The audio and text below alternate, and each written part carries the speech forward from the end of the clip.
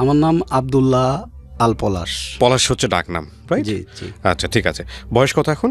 25 বছর। 25 বছর, ঠিক আছে। চলেন শুরু করি, একবার যেখান থেকে বলতে ইচ্ছে করে, যেভাবে বলতে ইচ্ছে করে। আমি এসম মনে করেন যে আমার বয়স এসম 12 কিংবা 10 এর মধ্যে থাকবে। তাই আমার আব্বা হঠাৎ করে ব্রেন শর্ট পড়ে, কে যেন কি খাওয়ায়।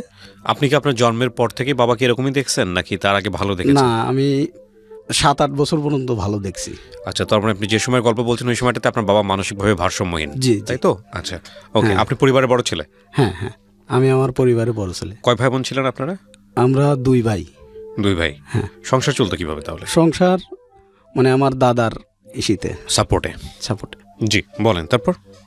তারপর মনে করেন যে আমার দাদু হুম আমার মাকে কাজকাম করাইতো।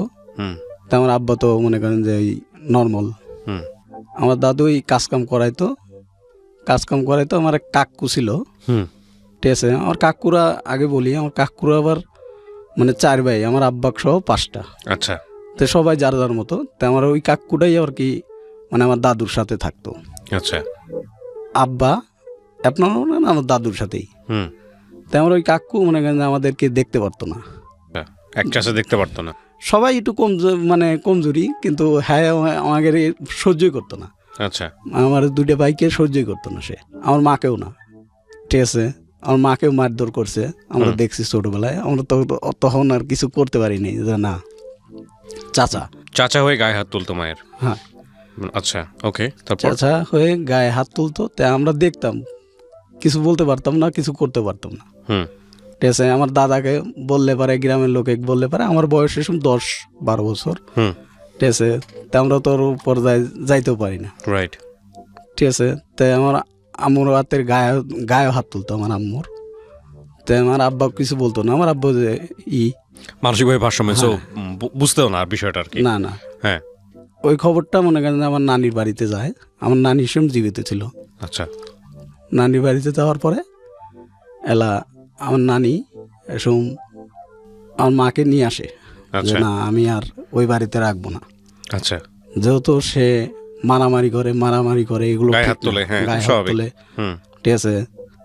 তারপরেও আমার মাকে নিয়ে আসে, নিয়ে আসার পরে তে সঙ্গে আমাকেও নিয়ে আসে। তা আমার দাদু আবার মানে আমার নানির বাড়িতে যায়। আচ্ছা। যাওয়ার পরে আমার দাদু আবার মানে আমার নানিকে বুঝায় শুনে আবার আমার বাড়িতে নিয়ে আসে।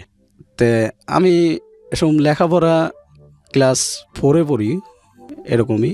হুম তো এখন মানে আমার কাকু আমি যদি নানি বাড়িতে যাওয়ার পরেও তো আমার কাকু এসব আর কিছু বলে না। তো আমার মাকেও নিয়ে আসে, বা আমি তো আমার মার হাতেই হুম নিয়ে আসে, আমার দাদুর হাতে করে নিয়ে আসে। নিয়ে আসার পরে তো আমার দাদু ফিরের দিনকে আমার দাদু মানে আমার মাকে বলে ওই কাজগুলো তুমি করো, মানে সংসারের কাজ।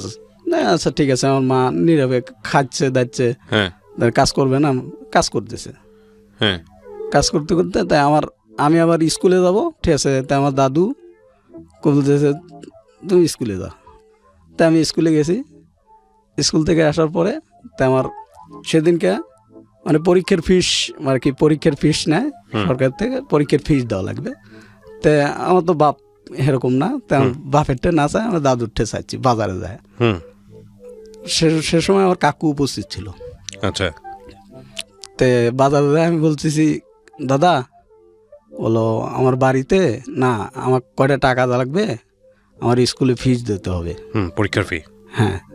তো এখন বলতেছে ঠিক আছে, তাহলে সন্ধ্যাবেলা আমি তোকে টাকা দিচ্ছি, কালকে যখন যাবি স্কুলে। আচ্ছা ঠিক আছে। তখন আর কি টাকাটা নিয়ে যাস বা এরকম কিছু? হ্যাঁ। আমার কাকু বলতেছে কি লেখাপড়া করে কি হইব, লেখাপড়া করে মানে জজ ব্যারিস্টার হইব, লেখাপড়া করা লাগবো না। তা আমার সহায়ক কাম লাগছে, ঠিক আছে, কামলা টামলা নিতে পারবো না, আমি একা একা খাওয়াতে পারবো না, এত মানসিক। মানে কি আপনার চাচা ইনকাম করতো আসলে? জি জি। ওকে। আমার চাচাও এরকম ইনকাম না, মানে আমার দাদুরই ইনকাম, ঠিক আছে। আমার দাদুর বসির দোকান ছিল, কাকু থাকতো আর ওই আবাদ টাবাদ করতো, বুঝছেন। সেও এরকম ইনকাম না। তো কি কয় আমি কামলা দিয়ে এত কিছু করাইতে পারবো না। কয় তাহলে ও ছোট মানুষ, ও কি করবো, আমার দাদুর হাতে ঝগড়া বাজারের ভিতরে। তো বাজারের লোকজন জুটে গেল, তাই আমি বললাম দাদু ঠিক আছে আমি কাজের না আমি স্কুলের ফাঁকে ফাঁকে আমি চকে যাব, জমিতে যাব, সমস্যা নেই। তা আমার দাদু বললো আচ্ছা ঠিক আছে। একদিন মানে জমিতে যাওয়া একটু দেরি হয়েছে, সকালবেলা যাইতে হয় তো যাওয়া একটু দেরি হয়েছে। তাই আমি ভাত খাইতে বইছি। তা আমার ওই কাকু মানে ঘরে থেকে বাড়া এসে মনে করেন যে আমাকে প্লেট সহ বুঝছেন, ভাত সহ প্লেট সহ আমাকে এক শট দিয়ে ফেলা দিল। প্লেটটা যা পড়লো মনে করেন যে আমার থেকে 2-3 হাত দূরে, আর আমি পড়লাম যা মনে করেন যে উল্টে পড়ে গেলাম ওইখানে। লাথি মারলো? হ্যাঁ, লাথি মারলো। তো আমি এরকম ওই দৃশ্য আমার মানে বাড়ির লোক সবাই দেখলো। দেখার পরে আমার নানি এসব বেঁচে ছিল, আমার নানি আসলো আবার যে আমার নাতিকে মারলো কিসের অপরাধে। স্বাভাবিক। হ্যাঁ, নানি এসে আমার মাকে আবার নিয়ে গেল। তাই আমি বললাম যে আমি আর কিছু বললাম না, তাই আমি আমার নানির সাথেই চলে গেলাম সাথে। তাই আমার নানি বললো কি এই স্কুল থেকে বাদ দিয়ে আমি মাদ্রাসায় ভর্তি করে দেবো আমার নাতিকে, ঠিক আছে। তে আমার নানি আমাকে নিয়ে মাদ্রাসায় ভর্তি করে দিল। আচ্ছা, ডাকিলা মাদ্রাসায়, যে ওইখানে বাংলা ইংরেজি সব হয়। তে আমি ওইখানে লেখাপড়া করতেছি। তে আবার মনে করেন যে আমাদের সময় হয়ে গেল, ঠিক আছে। তা আমার কাকু আর মানে ওই আমার মাক নিয়ে আসার জন্য আবার মানে করলো, তার বাপের কাছে বলছে হয়তো বা তার বাপ আইসে। তা আমার নানি বললো না আমি আর যাইতে দেবো না, এরকম মারধর করলে আমি আর যাইতে দেবো না। আমার এক মেয়ে আমি পালতে পারবো, আমারও 4টে মেয়ে আছে, 4টে মেয়েই আল্লাহ বর তুলি পারে খারাপ জায়গা দিইনি, কিন্তু এইটাই একটু খারাপ জায়গা। তাও এটা খারাপ জায়গা না, এটাও ভালো জায়গা দিছিলাম, কিন্তু কর্মবশতে এটা কপাল খারাপ হয়ে গেছে এরকম। যাক, সমস্যা নাই, আমি এক মেয়ে আমি পালতে পারবো। তো আমার নানা আগের যুগের মনে করেন যে ব্যাংকে চাকরি করতো, ব্যাংকের সোনালী ব্যাংকের মানে ম্যানেজার ছিল। সে এককালীন টাকা পেতো। তো আমার নানি আবার ভয় পাইতো না, ঠিক আছে। কত আমারই কত টাকা, আমি ব্যাংকে যদি হাত দিই আমারও ধনের টাকা বাড়বে, আমার নানি বলতো, ঠিক আছে। সরকারের থেকে আমাকে টাকা দিবে। তো এখন আমি মাদ্রাসায় থেকে আমার নানি খরচ চালাইতো। তো ইতিমধ্যে মনে করেন যে আমার দাদু গেল, আমার দাদু এই কথা বলে দিল। তো আমার নানি আর আসতে দিল না আমাদের। আচ্ছা, আসতে দিল না। পরে আমার দাদু বাড়ি থেকে ফিরে আসার পরে আমার দাদি গেল আর আমার কাকু গেল, যে কাকু আমার মারধর করতো সেই কাকু। যাওয়ার পরে তাই আমার মানে মাক যা বলতেছে যাওয়া হবার হয়েছে, ঠিক আছে, এখনো কাজ কাম লাগিয়েছে, ঠিক আছে। তাই চলেন ভাবি যাই, আর করবো না। আমাকে বললো বাঁচতে কাকা চলো। না, আমি বললাম যে না আমি আর আপনাদের সাথে যাব না, আমি আমার নানির বাড়িতে থাকবো। তাই আমার দাদি বললো যখন থাকতেছে যে ছোটো মানুষ থাক, ঠিক আছে। আমার দাদি বলতেছে যে ছোটো মানুষ থাক, ও যদি মন পড়ে ওই বেই আসবিনি। তাই আমার মা বললো যে না আমি যাব না। আমার ছোটো ভাই তো এসব কোলে না মানে হাঁটে কোনো রকম গুড় করে এরকম। আমার ছোটো ভাই এসব 2-3 বছর কিংবা 4 বছর বয়স, আমার থেকে অনেক ছোট। দাদি বলতেছে যে থাকো, ও থাক, কয়েকদিন পরে এবেই আসবিনি, ঠিক আছে। মার কথা মনে পড়লে এবেই আসবিনি। তাই আমি আমার ছোটোবেলার থেকে আমার মা যা বলতো আমি ওটাই আর কি করতাম, যে আমার মা ছাড়া আমার গতি নাই, ঠিক আছে। যেহেতু আমার বাপটাও থাকেও নাই, তাই আমার মা ছাড়া আর গতি নাই। তাই আমার নানি আর কি আমাকে ভর্তি করে দিল। তাই আমার মানে আমি ওই মাদ্রাসায় পড়তাম, আসতাম মাদ্রাসায় থেকেই পড়তাম। তখন আল্লাহ আমার মা আবার ওই বাদ গেল, অনেক হাতে পায়ে জড়া ধরে ওই বাদ নিয়ে যাওয়ার পরে হ্যাঁ আমার দাদার বাড়ি। আমার দাদার বাড়ি নিয়ে যাওয়ার পরে আমি মনে হয় যে মাসখানিক পরে আমি বলতেছি যে মাক দেখি না, যাই মার কাছে একটু যাই, দেখা করে আসি। দেখা করতে গেছি, আমি বাড়িতে গেছি। বাড়িতে যাওয়ার পরে আমার কাকু বলতেছে কি যে যদি যায় ঠিক আছে তাহলে একবারে যাইতে হবে, ঠিক আছে। ও আইসে আর ওকে এখানেই আবার ওই স্কুলে ভর্তি করে দেবো, পড়লে পড়বো ঠিক আছে, কাজ কাম করতে হবে, তারপরে আর কি আমাকে আর যাইতে দিব না। তাই আমি কই আমার মাদ্রাসায় যাইতেই হবে, ঠিক আছে। তো এক পর্যায়ে আমার কাকু মনে করেন যে আমার উপরে মারধার, তুই যদি যাস সব নিয়ে একবারে যা বাড়া। আচ্ছা। তো আমার দাদু আবার মানে ওরকমই কাজ কাম করি না দেখে, মানে মাদ্রাসায় থাকি দেখে, ঠিক আছে, আমার দাদু আমার দেখে পার না আগের মতো। হুম। তারপরে আর কি আমি বললাম আচ্ছা ঠিক আছে, তাহলে আমি কয়েকদিন পরে আমি মাদ্রাসাতে একবারে আসতেছি। আচ্ছা, একবারে চলে আসবো। হ্যাঁ, হুম। তাই মাদ্রাসাতে আসছি, আসার পরে এই স্কুলে ভর্তি হবো আর আমাকে ভর্তি করে দিবি না, টাকা লাগবে দেখে স্কুলে ভর্তি করে দিবে না। হুম। ভর্তি করে দেবে না। তাই আমি অনেকবার চেষ্টা করলাম যে নিজে নিজে দেই ভর্তি হওয়া যায় নাকি। হুম। তাই আমার আম্মু ধারে ধারে যায়, মানে স্কুলের স্যার করে যায় রিকোয়েস্ট রিকোয়েস্ট করে। তাই আমি বললাম যে ঠিক আছে, তাহলে আমি ক্লাস 3-তে ভর্তি হই। আবার 3-তে ভর্তি হইলাম। তারপরে আমার ছোটো ভাই আবার একটু মানে জ্বর হইলো, তো আমার মামা ছিল আর পাবনা। হুম।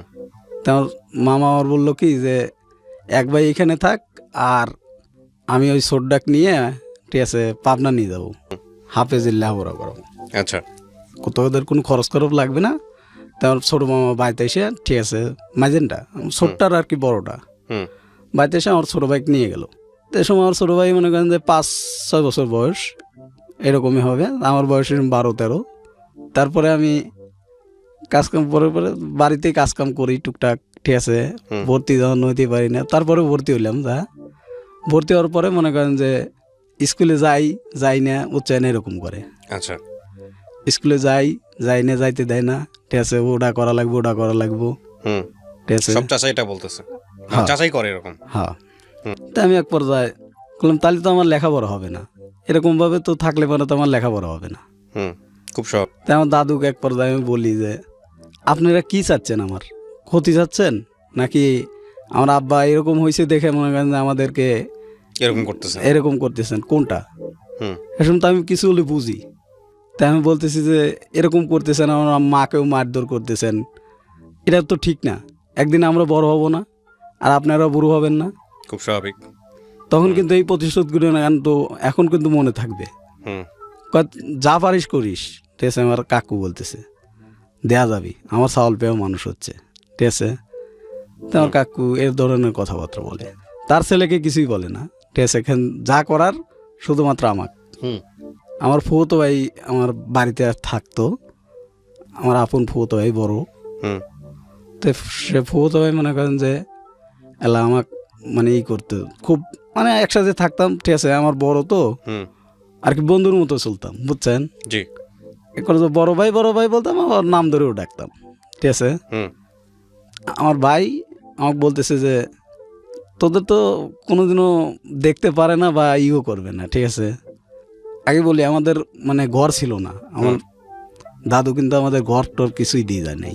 আচ্ছা।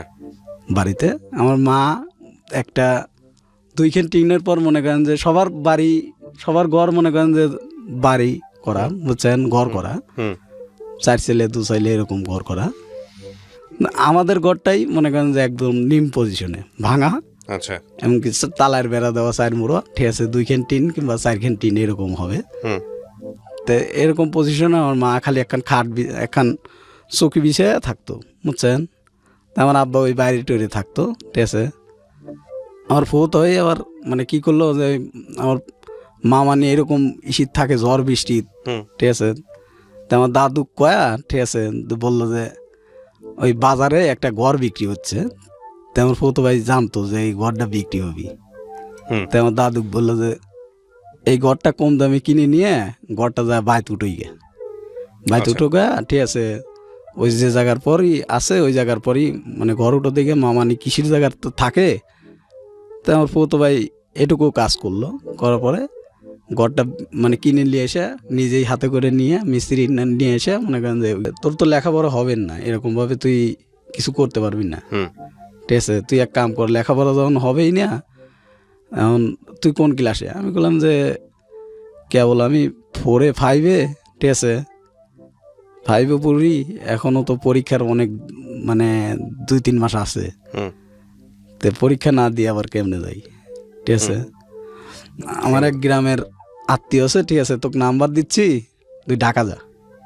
হুম ঠিক আছে, তা আমি ঢাকা ঢাকা আসলাম, এই যে কমলাপুর, ওই যে রেল স্টেশনে এই জায়গা। হুম হুম হুম তো এই জায়গায় এসে মনে করেন যে আমার কিছু মানে ওই নাম্বারে ফোন দেই, মোবাইল তো কাছে নাই, মানুষের মোবাইল দিয়ে ফোন দেই। ঠিক আছে, হুম ফোন রিসিভ করে কয় যে আমি অমুক জায়গায় আছি, আসতেছি, বা এই করতে করতে রাত হয়ে গেল।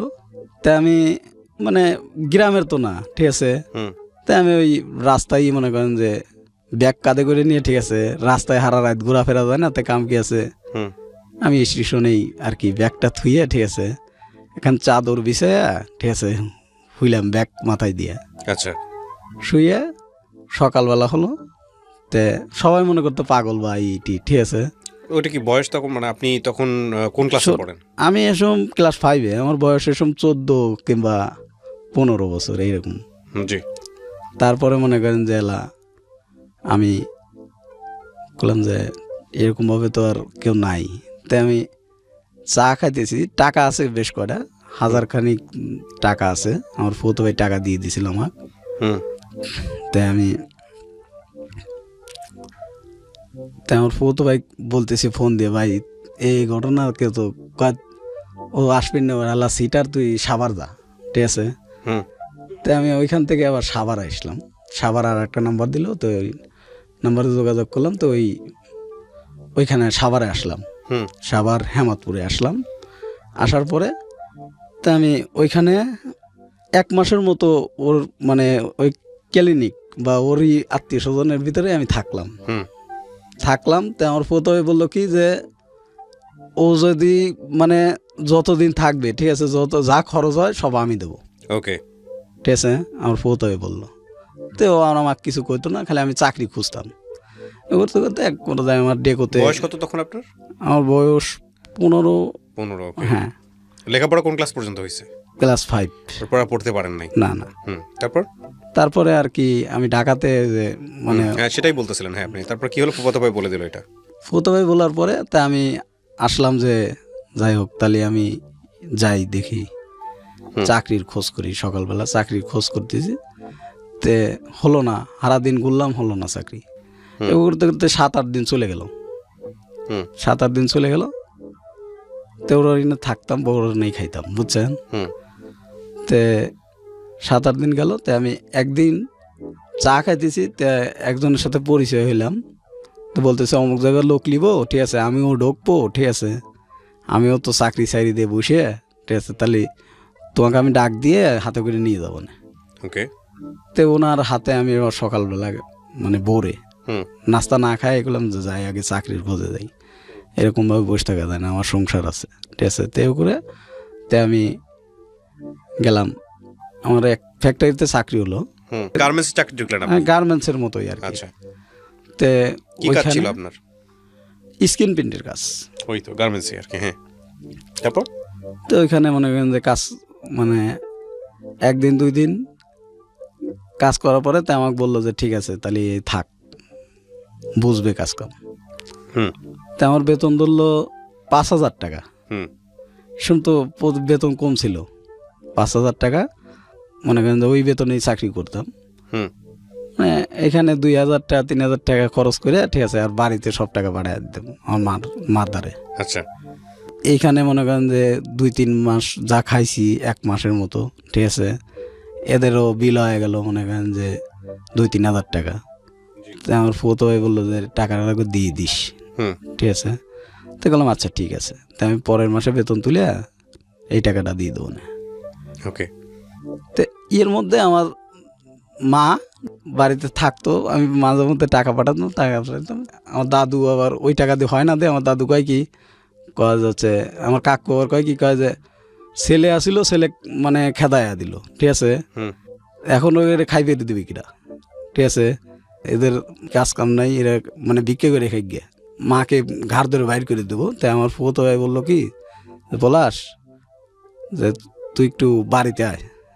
তাই আমি বাড়িতে গেলাম, বাড়িতে যাওয়ার পরে তাই আমি শুনতেছি যে আমাদের ঘাড় ধরে বাইর করে দেবো, হ্যান ত্যান। তো গ্রামের লোক মানে বাধা দিল যে একটা এতিমই ওরা, আর বাবা তখনও অসুস্থ মানসিকভাবে? হ্যাঁ এতিমি, এদেরকে ঘাড় ধরে বের করে দেওয়া যা, ঠিক আছে, একটা গ্রামের মান সম্মান আছে, ঠিক আছে। এরা মানে কি করবে, এরা ছোট মানুষ, এরা কি করবে, কোথায় যাবে? তো কয় যেন মনে হয় না দেখে বিক্রি করে খাই গিয়ে, ঠিক আছে।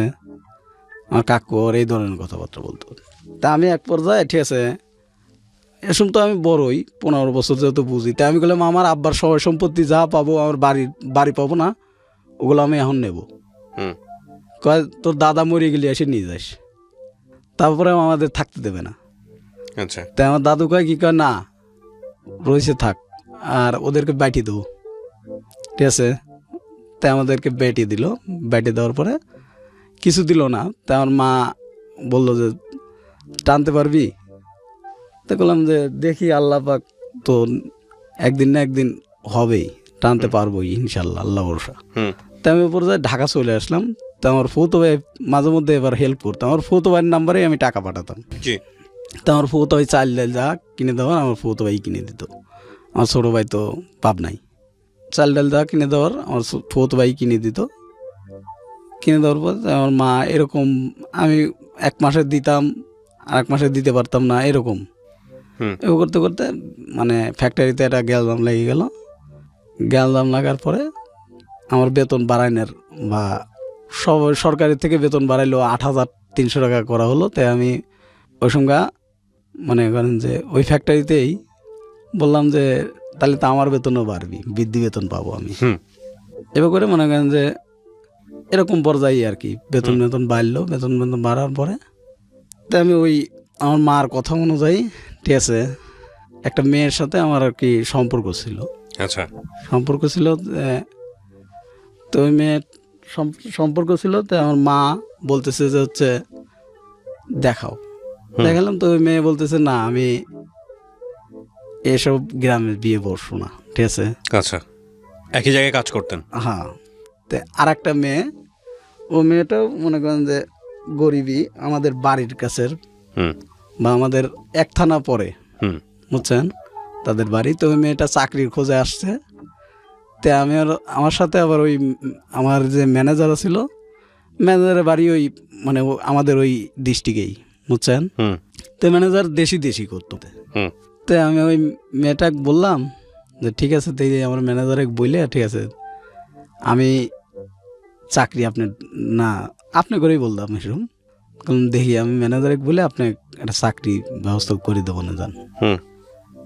তো কয় ভাই আমার উপকার হবে আপনি দিলে, ঠিক আছে। বললাম আচ্ছা ঠিক আছে, যান। তো চাকরি দিলাম, মানে ম্যানেজারে বলে, ঠিক আছে। বললাম আমার গ্রামের লোক, ঠিক আছে, আমার পাশের থানার বাড়ি, ঠিক আছে, তা আমরা মানে একই জেলারই লোক, ঠিক আছে। তাহলে আমি তো মানে এদেরকে যদি চাকরি দেন তাহলে আমার একটা বাড়বে বা গ্রামের লোক, ঠিক আছে। তো করতে করতে ওই মেয়ের সাথে আমার সম্পর্ক হলো। তো আমার মা মানে আমার মাকে আমি বললাম যে মা এই ঘটনা, ঠিক আছে, মেয়েটা তো আমার সাথে বিয়ে বসতে চাচ্ছে, ঠিক আছে। তেমন মা বললো ঠিক আছে তুমি নিয়ে আসো একদিন। আচ্ছা। তো আমার মা দেখে পছন্দ করলো যে না ঠিক আছে চলবে, ঠিক আছে। দেখার পরে তো আমার ফুফুতো ভাই দেখে মেখে, ঠিক আছে, বললো যে ঠিক আছে তাহলে আমরা দেখাই। আমার চাচা, যে চাচা আমাদের মারধর করতে, সে চাচাও দেখলো। দেখার পরে বলতেছে ঠিক আছে তাহলে। এ সময় আমার বয়স 20 কিংবা 20 বছরই এরকমই, বুঝছেন। করোনার আর কি চলে আসলো, ঠিক আছে। করোনার ধাক্কা চলে এলো 20-21 বছর। 20 বছরে আপনার সংসারে তেমন অর্থ নাই, করি নাই। না, আপনি এই সময় বিয়ে সাথে চিন্তা ভাবনা করতেছেন। আপনার মা তখনও মানুষের বাড়িতেই থাকে বলা চলে, নাকি ভেঙে সব আলাদা করে দিছে? আলাদা করে দিছে। হ্যাঁ। তখন আপনার মাকে আপনি দেখেন? হ্যাঁ। আচ্ছা। তারপরে মানে মা আবার মানে বললো যে বাবা তখন কই? আমার বাবা বাড়িতেই, আপনাদের সাথে? হ্যাঁ। আচ্ছা। আমার দাদুর ওখানে থাকতো বা ইসির ওখানে থাকতো, বুঝছেন, আমাদের ওইখানে থাকতো। আপনার ছোট ভাই বোনগুলো? আমার ছোট ভাই তো পাবনা। না, তখন কি করতেছে? কোনো কাজের মধ্যে আছে না পড়াশোনা? না, পড়াশোনার ভিতরে। পড়াশোনা। তারপর আপনি কি বিয়ে করলেন 20 বছর বয়সে? 20 বছর বয়সেই আমি আর কি বিয়ে করলেন?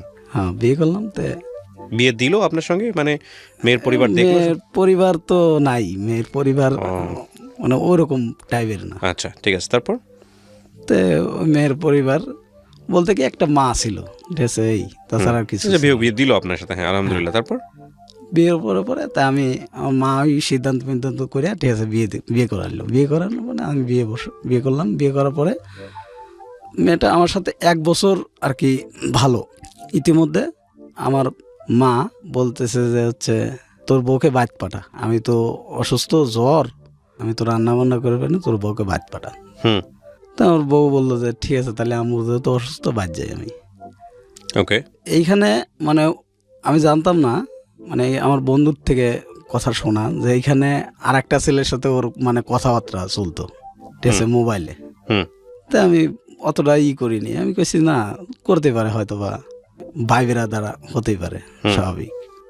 তা আমি অতটা করিনি, গ্রাহ্য করিনি। গ্রাহ্য না করে তাই আমি বলতেছি যে ঠিক আছে, তাহলে তুমি বাদ যাও আপাতত, ঠিক আছে, আমার মা অসুস্থ, বাদ গেল, বাদ যা 7-8 দিন কিংবা 15-20 দিন আর কি থাকলো। থাকার পরে তা আবার আসলো, আসে গার্মেন্টসে আবার জব নিল। জব নেওয়ার পর তাই আমার গার্মেন্টসে আমি এক ফ্যাক্টরি, তো ও এক ফ্যাক্টরি, ঠিক আছে। আচ্ছা, তো এখন ওইখানে ওর সাথে আর কি ওই ছেলেটার সাথে যোগাযোগ, তা আমি অতটা করিনি। আমি কইছি যে না, ভাই বেরাদার হতেই পারে, হুম, স্বাভাবিক। তো আমার বন্ধু বান্ধব খালি আমাকে টাইম মতো কেড়ে ওইটা কিটা করলাম, ওটা কিটা মানে তো তোর বউর হাতে এসে কথাবার্তা বলে, ঠিক আছে, ওটা কিটা। হুম, তা আমি কই যে ওটা কিটা, হয়তো ওর ভাইটাই। তা আমি মানে খুবই করতাম না। তো একদিনকে আমি হাতে নতে দেখলাম যে, কথা চোখে সত্য। দেখলাম যে আসলেও সত্য। তা আমি আমার বড় দিঘাই যে আচ্ছা তুমি কি এগুলো ঠিক করতেছো বলো। তো বলতেছে না, এটা আমার চাস্তো ভাই, হুম, ঠিক আছে, আমি তোমাকে ছাড়ি কোনোদিনও যাব না, আচ্ছা, এরকম তুমি ভাবেও না, আর আমাকে সন্দেহ করো না। তাই আমি বললাম, আমি যদি সন্দেহ করতাম তাহলে তোমাকে ওই আমার বন্ধু বান্ধবের পরের থেকে আমি তোমাকে সন্দেহ করতাম ভাই, এখন তো আর তোমাকে সন্দেহ করি না। আর তুমি যদি ভালো চাও আমার কাছে থাকবা, আর যদি তোমার ভালো না লাগে তো মানে আমাকে আগেই বলবা। হুম, তাই না, আমি তোমার সাথেই আছি, তুমি আমার মতোই, আমি তোমার সাথেই আছি। দেখলাম আচ্ছা ঠিক আছে। তো এখন আমি আর অতটা করি না, এবার করতে করতে সম্পর্ক বাড়ে ওদের সাথে, কমে না। তে কমে না। আমার বন্ধু বলতেছে দোস্ত কি করি, কত দিই, কয় বাদ চলে দেখা। আমার বউরে আমি বললাম যে তুমি বাদ চলে যাবা, ঠিক আছে। তে এ বলার পরে ইতিমধ্যে আমার ওই যে অফিসে একটু মানে আমার ওই একটা ম্যানেজার ছিল, ম্যানেজারটা মনে করেন যে কারণ বসে চাকরি চলে যায়। তো চাকরি চলে যাওয়ার পরে তো আমাকে বলতেছে যে হচ্ছে পলাশ, ঠিক এতদিন আমি আসছিলাম, সব কিছুই দেখে শুনে রাখছি, অন্যায় করলে পরেও অতটা করি নেই, হ্যাঁ, ঠিক আছে। আমাদের সবাইকে ডাক দিয়ে বলতেছে অন্যায় হয়ে যাবে, এক জায়গায় থাকতে গেলে অনেক কিছু হয়, সবাইকে ডাক দিয়ে নিয়ে বলতেছে। তা আমাকে পার্সোনালি বলতেছে পলাশ একটু দেখে শুনে থাকিস, তোর একটু বেশি মানে ভুল আছে। আচ্ছা ঠিক আছে স্যার, দোয়া করবেন, আপনি যখন যাচ্ছেন দোয়া করবেন আমার জন্য। তো মাসখানিকের পরে আর একটা ম্যানেজার আসলো, আর একটা ম্যানেজার পরে মাসখানিকের মতো আর কি ভালো হুম, চাকরি করতেছি। চাকরি করার পরে তো আমার এক পর্যায়ে মানে ফলোয়ারে বুঝছেন একদিনকে হুম, অনেক পানি জমে গেল। কিসের থেকে যে পানি আসলো এটা বলতে পারলাম না, আমি নিজেও জানি না, ঠিক আছে। হুম, যেদিন পানি জমে গেছে, ঠিক আছে, আমি সেদিনকে 9টা বাজে অফিস থেকে বের হয়েছি, আচ্ছা, ঠিক আছে। আমার পরে অনেকজন কাজ করছে অফিসে। হুম, তখন তারা ডিসিশন করতেছে যে কোন কোন লোক, ঠিক আছে, দেখবো যে আমরা এত পানি জমে গেল, আমাদের উপরে চাপ আসছে উপর থেকে, হুম, ঠিক আছে, আমার এত টাকা ক্ষতি হলো। কোম্পানির ম্যানেজাররা বলতেছে এত ক্ষতি হলো, এগুলো কে করলো, হুম, নিশ্চয়ই আগের ম্যানেজারের কোনো তার উপরে করবে। তা আমরা জানতাম না যে তার উপরে বা করবে। তা তারা বলতেছে না, আমার কোনো এরকম পার্সোনাল কোনো লোক নাই। হুম, ওই মানুষজন জানতো যে এই ম্যানেজারের মনে করেন যে বাড়ির কাছের লোক বা গ্রামের লোক এই। হুম, আর একটা লোক ছিল হেকো। তে একদিনকে মানে আমাকে বলতেছে যে হচ্ছে ঠিকালে কাজ কাম করো, ঠিক আছে, তোমার তো আগের ম্যানেজার তো নাই। এই ম্যানেজারে আর কি মানে পিএস না বলে, হ্যাঁ আমাকে বলতেছে। আমি বললাম ভাই আসি, এতদিন ধরে কাজ করতেছি, আপনাদের সাথে থাকতেছি, জানেনই তো আমি কোন ধরনের বা আমি কোন লেভেলের। হুম তো বলতেছে জানি, কিন্তু তারপরেও তো একদিনকে আমি তার ফিরের দিনকে, সেদিন আমি কিছু জানি না হুম সঠিক, তার ফিরের দিনকে মানে আমার ভুল হয়েছে একটা ভুলটা বলতে কি, মনে করেন যে আমি বাথরুমে যাব, ঠিক আছে, ইতিমধ্যেই মানে হাতে ময়লা, তো বাথরুমে যাইতে পারতেছি না, তা হাতের ময়লা, ঠিক আছে, একটু মানে ধুইয়ে, ঠিক আছে, বাথরুমের ভিতর আত্মাত করে দৌড় পাড়ে গেছি। তো হালকা একটু মানে প্যাঁচকল তো বুঝছেন, হালকা একটু চাপ দিছি, পানিটা অল্প অল্প পড়তেছে, বন্ধ হয় নাই, একেবারে বন্ধ হয় নাই। হুম মনে করেন যে আমি বের হয়ে আসে, তা আমাকে বলতেছে যে হচ্ছে এই টিউবওয়েল ছাড়ছে কিটা, পরে গেলাম যে মনে করেন যে চাকরি আমাকে, চলে যায়। হ্যাঁ, তা আমাকে বেঁধে রাখিয়ে কয় যে টাকা পয়সা দিয়ে দাও, এই আগের ম্যানেজারের লোক, আমি আগের থেকে সন্দেহ করছি। তা আমি বলতেছি যে, স্যার, আমার যদি দোষ থাকতো তাহলে আমি আগেই স্বীকার করতাম, আর আপনারা যেভাবে কথাবার্তা বলতেছেন এভাবে কোনো কথাবার্তা হয় না, হুম ঠিক আছে। আমি ম্যানেজারের হুমকি, আর স্যার আমি তো যেদিনকে মনে করেন যে এই যে দুর্ঘটনা ঘটছে বা আমাদের ফ্যাক্টরিতে, আমি তো সেদিন 9টা বাজে গেছি, ঠিক আছে। আমার পরে কি কাজকাম করে নাই মানুষজন, আমার পরে কি কেউ ওয়াশরুমে যায় নাই, চাকরি চলে যাওয়ার পরে তা আমি বেকার হয়ে গেলাম। তো ইতিমধ্যে করোনার ধাপ চলে আসলো, ঠিক আছে। করোনা আসার পরে তো আমি আর অন্য জায়গা চাকরি করতে পারতেছি না, বা সরকারের থেকে লকডাউন দেয়, অমুক দেয় তমুক দেয়, তাই আমি বসে গেলাম একদম, হুম বসে গেলাম। তাই আমি চিন্তা ভাবনা করলাম যে এবার করে আর কতদিন চলাম যায়, 20 দিন 25 দিন তো আমি ঢাকা শহরেই, আর ম্যাচ বিলও আসিয়ে গেল পড়াই। তাই আমার ফোতো ভাইকে আমি ফোন দিয়ে বললাম, ভাই কি তুই তো আমাকে ছোটবেলাতেই করতেছিস, ঠিক আছে, দেখ ভাই এই ঘটনা। তো বলতেছে যে তুই এরকম ঘটনা করবি, তা আগের তো বলবি না আমাকে। কারণ ভাই এই চাকরির খোঁজে আর করো না, এখন তো চাকরি বাকরি কোনো জায়গায় পাচ্ছি না। হুম তো কয় এখন কি করবি তাহলে? কি আর করবো, এখন বাড়িতেও তো মানে বিপদে পড়ে গেলাম, হুম বাড়িতেও তো চাল ডাল কিছু নাই, এখন বিপদে পড়ে গেলাম। তেমন প্রথমে বলতেছে চাল ডালের হিসাব আমি 1 বস্তা চাল কিনে দেবো না, কিন্তু এই মাসটা যাবে নি, কিন্তু তারপর যদি লকডাউন দিয়ে দেয় তারপরে কি করবি নি। হুম তাই আমি বললাম, ভাই আমাকে কিছু টাকা দে, আমি বাড়িতে যাই, দেখি ভ্যান রিক্সা চালাই তোমার কি না। হুম ঠিক আছে, তাই আমার প্রথমে আমাকে বললো যে ঠিক আছে তাহলে আমি তোকে টাকা পাঠা দিচ্ছি, তুই বাইর চলে আয়। তো ম্যাচের টাকা অনেক টাকা, ম্যাচে মনে করেন যে 4,000 টাকার মতো বিল হয়ে গেছে, হুম না 3,000 টাকার মতো বিল হয়ে গেছে। তাই আমাকে বলতেছে এই বিল টাকা দিয়ে থুয়ে যান। হুম তো বললাম আচ্ছা ঠিক আছে। তাই আমি 3,000 টাকা আমার প্রথমের ঠিক নিয়ে 4,000 টাকা নিলাম, নেওয়ার পর 3,000 টাকা মানে ম্যাচে দিয়ে, ম্যাচ থেকে সব কিছু নিয়ে আমি বাইরে হয়ে গেলাম বাড়িতে। করোনার ধাপ এদিক, ঠিক আছে, আর এদিক মনে করেন লকডাউন, বাড়িতে যাইতেও পারি না, ভাঙিয়ে বাড়িতে গেলাম লকডাউনের ভিতরে। হুম তো কেমনি করোনার মনে করেন যে লকডাউন বাড়ে, কমে না, বললাম আরে আল্লাহ, আমিও হলাম, ঠিক আছে, দেশে হাল বললো। তো এরকমভাবে আমি করতেছি, তা আমি এরকমভাবে অনেক কথা বলতেছি। তো বলার পরে তো আমার ফুতো ভাই 1 বস্তা চাল কিনে দিল। চাল কিনে দেওয়ার পরে তা আমার ফুতো ভাই চাল আর 1 কেজি ডাল, ঠিক আছে, কিনে মিনে দিয়ে, ঠিক আছে, চাল ডাল কিনে দিল। কিনে দেওয়ার পরে তা আমি 1 মাস তো গেল, তাই আমি ফিরের মাসে আমি বললাম যে ঠিক আছে তাহলে আমি ভ্যান রিক্সা ধরি, আর কি করবো, যেরকম করোনার ভাব দেখতেছি। হুম তা আমার এক মানে গ্রাম প্রতিবেশী, ওনার আবার ভ্যান রিক্সা ভাড়া দিত, ঠিক আছে। তাই আমি রিক্সা চালাইলাম কিছুদিন, আচ্ছা। ভ্যান চালাম মনে করেন যে কিছু টাকা দিয়ে ওই মানে সংসার আর কি ধরে রয়েছি এ পর্যন্ত। হুম এবার করে মনে করেন যে ভ্যান রিক্সা চালানোর পরে আমার বউ আবার বলতেছে কি যে হলো আমার টাকা লাগবে, আমার বউর আবার চাহিদা বেশি, ঠিক আছে। আমার বউ কিন্তু বাড়িতে আসছে আমি বাড়িতে আসার পরে, তো চাহিদা বেশি, চাহিদা বলতে কি মানে প্রতি মাসে শাড়ি লাগবে, তার লাগবে, তার যে জিনিস সে দাবি করবে এই জিনিস দিতেই হবে যেভাবে হোক। হুম তাই আমি বললাম যে আমি একটু ইসির মধ্যে পড়ছি, ঠিক আছে, আমি তোমাক সবই দেই না এমন কোনো কথা আছে, তুমি তো দেখতেইছো আমার সাথে 6 মাস ধরে 1 বছর ধরে রইছো, দেখতেইছো তো, ঠিক আছে, যে আমি এখন কোন পজিশনে আছি। হুম এখন আমি ইসিত পড়ছি আর তুমি আমার সাথে এরকম করতেছো, কয় না আমার লাগবে, আমি বুঝি না। ঠিক আছে দেখি আমি, তো 1 মাস শাড়ি কিনে দিলাম, তার ফিরের মাসে আবার বলতেছে আমার অমুকটা লাগবে, এই অমুকটা লাগবে। তাই আমি বললাম যে এরকমভাবে চাহিদা করলে তো আমার সংসার চলার নিয়ে টাফ ব্যাপার হয়ে যাবে, ঠিক আছে, একটু কম করো, ঠিক আছে। মানুষ কিন্তু তা দেখেন, মানুষ দেখে হলো সংসারে অভাব আছে নাকি। আপনি তুমি শাড়ি নিয়ে ঘুরবা আর তোমার পেটে ভাত নাই, আমি এইভাবে বললাম আমার বউরে বুঝাচ্ছি, আমার বউ বুঝে না, মানে আমার উপরে খেই করে ওঠে, ঠিক আছে। ওই ছেলেটার সাথে সম্পর্ক আমি জানতাম না যে আপনি আপনার ওয়াইফের সঙ্গে আছেন এখনো নাকি ডিভোর্স হয়ে গেছে?